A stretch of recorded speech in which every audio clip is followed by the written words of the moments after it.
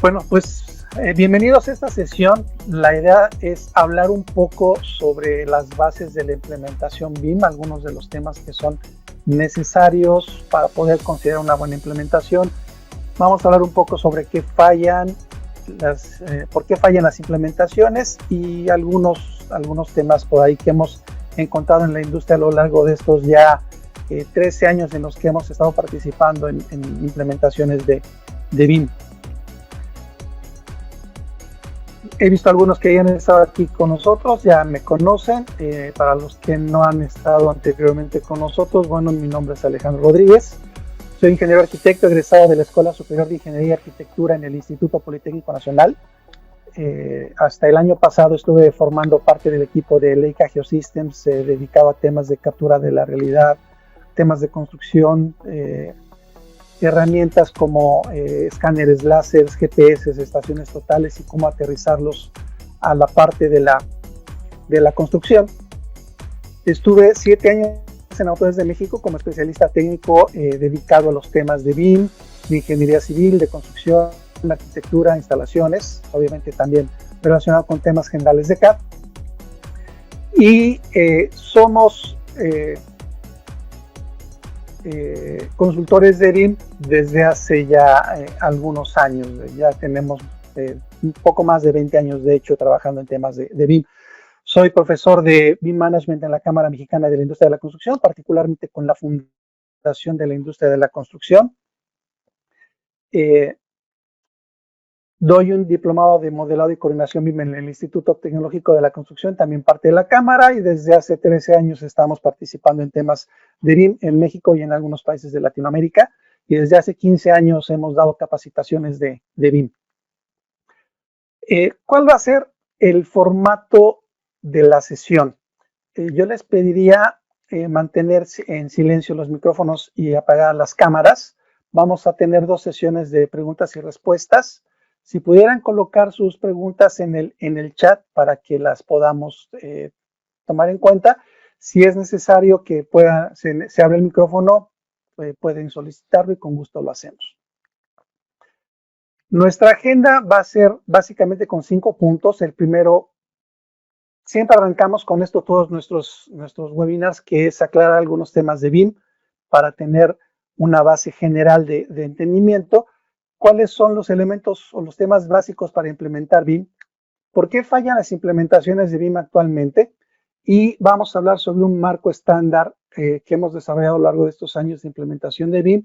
Y en el caso de que ustedes estén pasando por alguna implementación que no haya dado los resultados, ¿qué podríamos hacer para acelerar los resultados de la adopción?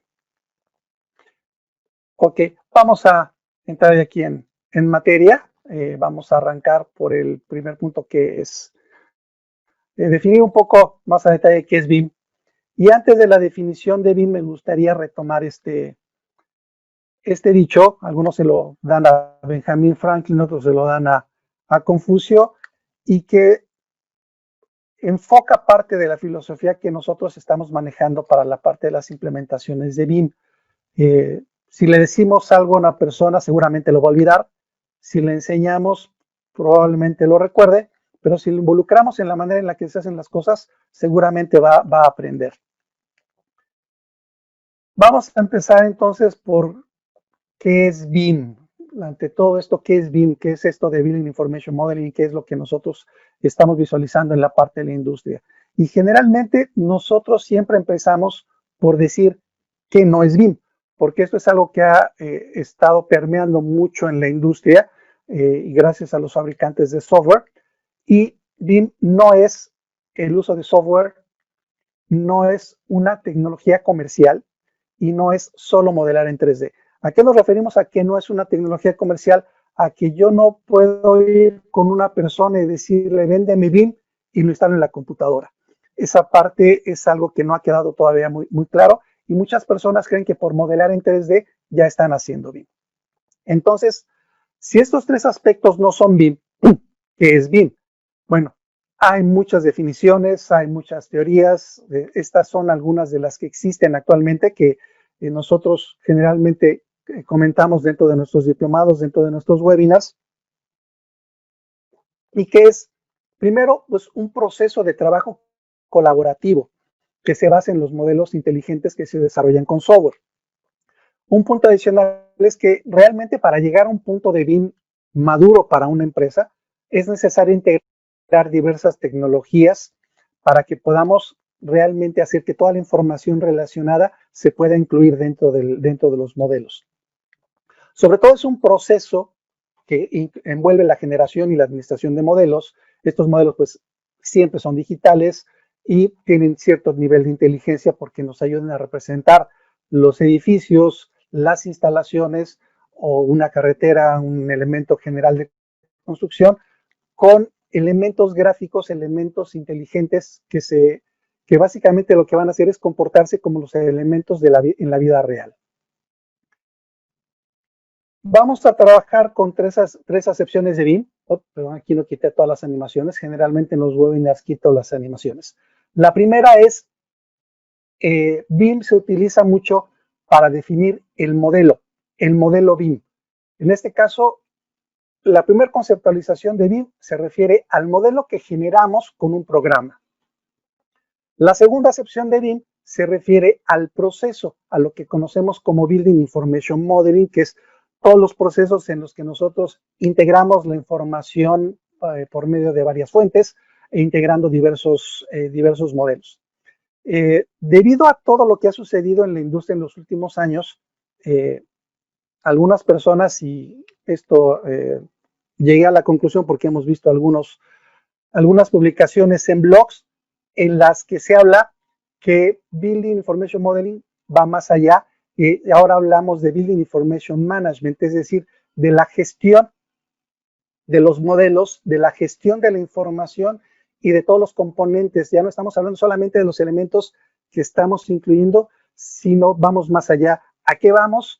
Pues información analítica, información como especificaciones, obviamente los costos, información del mantenimiento, etcétera, etcétera.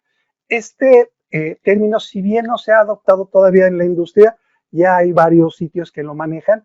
Algunos se definen o se refieren a él como Building Information Management y otros como Building o BIM Framework, un marco de trabajo para BIM. Ahora, vamos a hablar de algunos mitos que hay en la actualidad. El primero es que BIM lo creó un fabricante de software y la realidad es que eso es falso, es completamente falso. Hay una pelea entre fabricantes de software diciendo que ellos son los que generaron BIM. La realidad es que los antecedentes reales de BIM vienen desde 1970, gracias a un profesor del Tecnológico de Georgia en Estados Unidos que se llama Chuck Eastman, y él generó primero un concepto llamado Building Description System, que era un programa informático en el que se ligaban diversas informaciones para poder organizar toda la información relacionada con el proyecto de una edificación. Después este término fue avanzando, fue incrementando sus alcances y a principios de los 80s se convirtió en Building Product Model, que era también un desarrollo de software que cubría diseño, estimación y construcción. Podíamos generar también algunos temas de planificación y llegar hasta el final de la obra.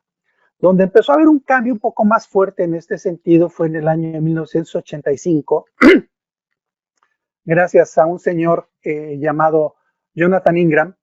Esta persona trabajó en una empresa llamada PTC. Para muchos quizá conozcan algún programa llamado SolidWorks, son los generadores de este programa SolidWorks. Y él desarrolló en 1985 un programa que se llamaba Sonata, que se comercializó un poco y después se vendió.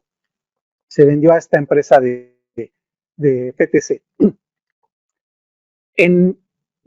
Ya en los 90 apareció el concepto de Generic Building Model, que de nuevo también influyó mucho Chuck Eastman y algunas otras personas, por ahí algunos holandeses, un británico, también no recuerdo exactamente en este momento el nombre, pero ellos empezaron a influir mucho en el término y se generó el llamado Generic Building Model, que era un desarrollo que permitía una colaboración múltiple por varios participantes de un proyecto, generalmente hacia un tema especializado hacia arquitectura y construcción. Ya para el 2000 surgió el término de BIM como relación, o más bien como consecuencia de todo esto, a partir de una cita también hecha por Chuck Eastman y unas personas tanto en Holanda como en el Reino Unido y otras en Estados Unidos. Y ahí fue cuando se popularizó el tema. Ahora, ¿por qué hablaba yo de este software Sonata? Este software Sonata, después varias personas que trabajaban en esta empresa PTC se independizaron, crearon una empresa. Esta empresa en el 99 adoptó el nombre de Revit Technologies y en el 2002 Revit Technologies fue comprada por Autodesk. Y de ahí, de ese software Sonata, viene lo que muchos conocen ahora como Revit. Otro, perdón, otro mito es que BIM es solo para edificios. Esto también es falso.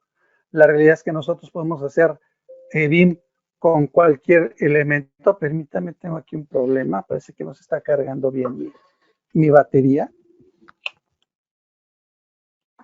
Ah, ya, no estaba correctamente conectado. Perdón. Entonces, se tiene el mito de que BIM es únicamente para edificios. La realidad es que esto es falso. Nosotros podemos utilizar BIM tanto para edificios como para puentes, para trenes. Aquí en México se ha utilizado para el metro, por ejemplo. Hemos por ahí asesorado a empresas que han participado, por ejemplo, en la ampliación del canal de Panamá. Por ahí tuvimos participación en unas consultorías con la gente que estaba haciendo la estructura de las esclusas para esta ampliación del canal de Panamá, para vías terrestres, para calles, etcétera. Entonces, BIM va más allá que solamente la parte de la edificación.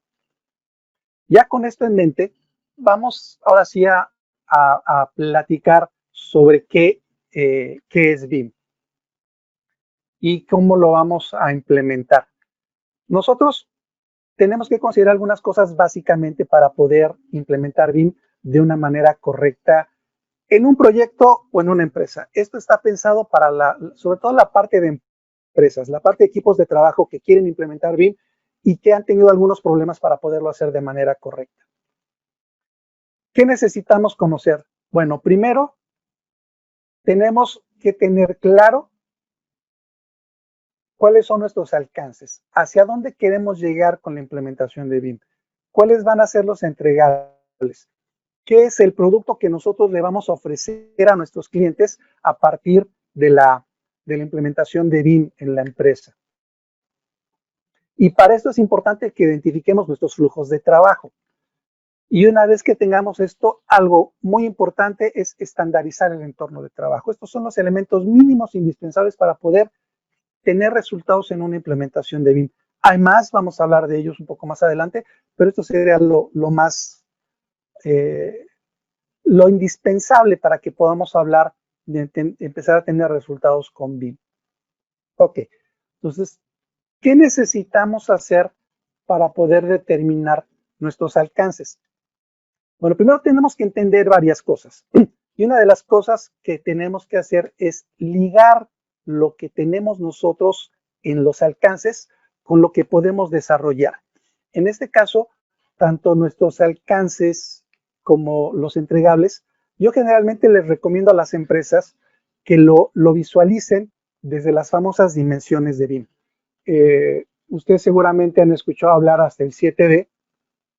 Nosotros hemos empezado a incluir otras 3 dimensiones que se basan en una teoría que se llama teoría de las 10 dimensiones, que desarrolló un español llamado Ignacy Pérez, y que están orientadas a poder identificar las diferentes fases y los diferentes procesos, los diferentes entregables que se generan durante la aplicación de BIM. Obviamente, mientras más dimensiones vamos utilizando, nuestros proyectos son más maduros, nuestros proyectos tienen más alcance y obviamente tenemos que generar mayor información dentro de los modelos. Todas estas dimensiones tienen un qué, un por qué y un cómo y nos van a ayudar a identificar lo que nosotros hacemos, lo que nosotros entregamos y cómo esto va a impactar en lo que nosotros estamos haciendo en nuestra empresa. Cuando nosotros tenemos identificados claramente los alcances, ahora, estas dimensiones, antes de avanzar un poco más, todas estas dimensiones se van a dar de acuerdo a lo que nos estén solicitando en los proyectos y de acuerdo a lo que nosotros estemos ofreciendo al cliente. Hay empresas que llegan solamente hasta el 3D y ese es su todo BIM, pero hay empresas que hacen el 3D y el 5D, no hacen el 4, por ejemplo. Conforme hemos avanzado, ya hablamos más de la parte de sustentabilidad y desempeño, que es el 6D. Ya en algunos proyectos se está empezando a solicitar información para la operación y mantenimiento, que es la 7D o el Facilities Management. Temas de seguridad y salud, que ahora vienen muy de moda con el tema de COVID. Los temas de Lean Construction y los temas de la industrialización de la construcción. Esto nos va a ayudar a definir hasta dónde vamos a llegar y qué tanta información tenemos que incluir en el modelo y cómo tenemos que incluirla. Ahora, nuestros roles. ¿Cómo vamos a trabajar? ¿Qué es lo que nosotros vamos a generar realmente? Para esto nosotros nos basamos en estándares, no es algo que nosotros estemos inventando, no son los únicos estándares que hay, pero aquí vamos a hablar de dos estándares. Primero, el protocolo BIM del Reino Unido, que es de los más conocidos. Y este protocolo, como ustedes pueden ver aquí en el slide, básicamente lo que nos hace es hablar de tres roles principales, que son la administración de BIM, la administración o gestión de BIM, la coordinación de BIM y el modelado, la generación de modelado. Y estamos mencionando también al plan BIM de Chile, porque hay muchos países que están volteando a Chile porque es el primer estándar que se generó en la región. Y ellos hablan de 5 roles. El director de BIM, una persona encargada de la gestión de BIM, lo mismo que BIM Management en el Reino Unido, una persona que esté a cargo de la revisión de BIM, alguien que lo coordine y obviamente alguien que lo modele. ¿Qué quiere decir esto? Que no hay arquitectos BIM, no hay ingenieros BIM, no hay especialistas BIM. Los roles están bastante claros y bastante definidos y todo lo que se ponga adicional realmente es poner algo de creatividad al tema, pero no cae dentro de la estandarización. Ya con esto claro, bueno, ok, ¿qué voy a entregarle a mi cliente? Aquí nosotros tenemos que identificar cuáles son nuestros entregables, porque generalmente cuando nosotros hemos ido con empresas a decirles o ayudarles en procesos de BIM, lo primero que les preguntamos es, ¿qué quieres hacer con BIM? Y la respuesta que todos nos dicen es todo. Pero ese todo es demasiado ambiguo y obviamente esto nos va a pegar al momento de identificar lo que necesitamos hacer. No es lo mismo el todo BIM para una empresa que hace arquitectura que el todo BIM para una empresa que hace solamente aspectos de ingeniería, por ejemplo. Y tampoco para una empresa que hace solamente construcción. Entonces, necesitamos identificar cuáles son los entregables que nosotros vamos a desarrollar dentro de nuestro servicio, porque esto nos va a indicar cuáles son las actividades que tenemos que generar dentro de nuestro proceso de trabajo y nos va a dar también como resultado qué modelos vamos a incluir o a entregar, qué documentos, qué análisis, qué reportes, etcétera. Y si vamos a la parte de la construcción, pues aquí ya no estamos hablando solamente de entregables digitales, sino de resultados físicos. Generalmente esto se lo pedimos al constructor, pero también la parte de diseño tiene mucho que ver en esto. Y en México lo que sucede es que hay un gran divorcio entre BIM para la construcción y BIM para el desarrollo del proyecto. De hecho, hay muchos constructores que piensan que BIM es solamente para proyecto y están perdiendo una gran oportunidad de poder eficientar sus procesos. Ya con esto, pues afinando nuestros entregables, lo conveniente es visualizar nuestros entregables de acuerdo a las fases del proyecto, pero también relacionarlos a los famosos usos BIM. Seguramente ustedes han oído hablar de los usos BIM. En la actualidad se habla de 25 usos BIM por parte de la Universidad Estatal de Pensilvania. Y esto, ¿por qué es importante para mí como empresa o para mí como persona que quiere aplicar BIM? Me ayuda a identificar lo que voy a generar, mi entregable perfectamente claro de acuerdo al uso y sobre todo me ayuda a identificar si tengo las capacidades adecuadas para cumplir ese uso o necesito adquirir más y también si tengo los recursos necesarios para llevarlo a cabo, ya sean recursos humanos o recursos tecnológicos o recursos materiales. Estas son los 25 usos BIM. Nosotros por ahí pusimos ya algunas franjas de color para identificar cada uso BIM con la dimensión a la que pertenece, por ejemplo, y tener un poco más de claridad. Que cuando hablamos de dimensiones, esto puede sentirse muy ambiguo, pero cuando lo empezamos a aterrizar y a cruzar con los usos, empieza a tener más sentido y por eso es importante que lo hagamos. Ahora, muy importante es la forma en la que trabajamos. Y esto tiene que ver mucho con el flujo de trabajo. No todas las empresas trabajan igual. Si bien hay temas que son muy comunes de una empresa a otras necesitamos identificar claramente cuáles son los flujos de trabajo y los entregables, los intercambios de información, porque esto nos va a ayudar a identificar realmente en dónde tenemos huecos, cómo tenemos que cerrarlos y la forma en la que nosotros vamos a amarrar el recurso humano con su capacidad con lo que tenemos que generar para entregarle al cliente. Y esto nos va a ayudar a tener mayor claridad de lo que necesitamos generar para la famosa adopción o implementación de BIM. Y algo que es muy importante y que es algo con lo que yo siempre refuerzo mucho con las empresas es el ambiente de trabajo. Y al decir ambiente de trabajo no nos referimos a la camaradería entre los participantes del equipo, sino a la forma en la que nosotros guardamos la información. Uno de los aspectos principales de BIM o de las promesas de BIM es que tengamos una sola fuente de información. Y para tener una sola fuente de información tenemos que tener control de cómo organizamos toda la información del proyecto. Entonces, esto lo que busca es reducir la incertidumbre de en dónde está la información, quién la tiene y cómo la acceda. Seguramente en los últimos años ustedes han escuchado el famoso término Common Data Environment o ambiente común de datos, que es básicamente esto, que a lo que se refiere es cómo guardo la información, cómo la acceso y cómo la pongo disponible a los demás miembros del equipo de trabajo y del proyecto. Entonces, esto nos va a ayudar a generar una mayor rapidez al acceso de la información porque sabemos exactamente en dónde está el modelo actual, el modelo vigente. Vamos a saber qué es la última versión. Esto nos va a ayudar a tener un mayor control de la información y vamos a estarla supervisando de manera mucho más sencilla porque todos sabemos exactamente en dónde está la información. Ahora, hablando de estándares, aquí en la imagen nosotros hemos colocado una imagen del estándar ISO 19650 que viene de unas normas británicas llamadas BS 1192, que son de hecho la base del ISO 19650, en donde se habla de cuatro áreas de trabajo para la información. La primera, el trabajo en proceso. Una vez que se aprueba esta información, pasa a ser una información compartida en donde ya el arquitecto comparte su información con el ingeniero estructurista, con el ingeniero de instalaciones, con el especialista de estructura de acero, por ejemplo. Esta información se empieza a integrar, se revisa, se coordina y ya una vez que toda la información se aprueba y se autoriza, entonces pasa a un nivel en el que se llama información publicada o autorizada.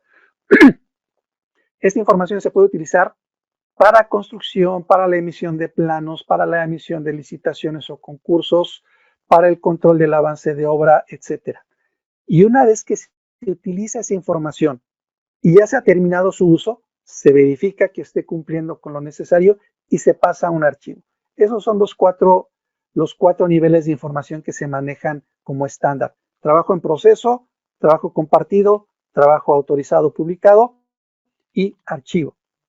Entonces, cuando tenemos esto perfectamente claro y andando, hemos avanzado ya más en la parte de la adopción de BIM y tenemos menos problemas en la parte de la información, que es lo fundamental para el trabajo de BIM. Otro de los aspectos en los que nosotros trabajamos mucho con las empresas es la estandarización de la nomenclatura de archivos. Aquí ustedes pueden ver un ejemplo tomado de las normas 1192 e ISO 19650, en las que se habla de un mínimo de 7 campos en las que podemos colocar el proyecto, quién es la empresa que lo generó o agente responsable, a qué edificio o volumen o sistema se refiere el archivo, a qué nivel o niveles pertenece, si es un modelo tridimensional o es un plano 2D, quién lo generó, es decir, qué especialidad lo generó, si fue arquitectura, estructura, ingeniería hidráulica, ingeniería sanitaria, y el número del elemento para poder tener control de lo que está pasando en la información y que podamos identificar claramente todos con una misma regla cómo tenemos la información y qué archivo estamos abriendo.